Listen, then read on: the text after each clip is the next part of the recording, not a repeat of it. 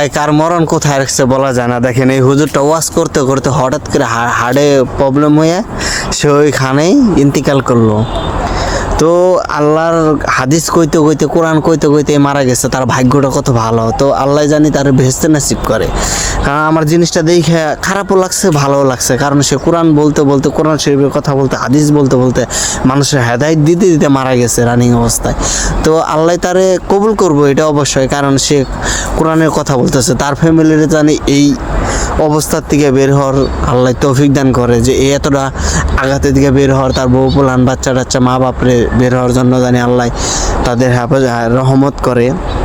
তো জিনিসটা দেখে একটা জিনিসই বুঝলাম যে কার মরণ কোথায়। আর আমাদের সবচেয়ে বড় কথা কি, যে নামাজটা আগে আর সব কিছু পরে। কারণ এই যে হট করে মারা গেছে, এরকম আমরা হয়তো এই যে কথা বলতেছি মারা যাইতে পারি। তো আল্লাহ জানি সবাই হেফাজত করে, হেদায়েতের পথে চলো তুমি।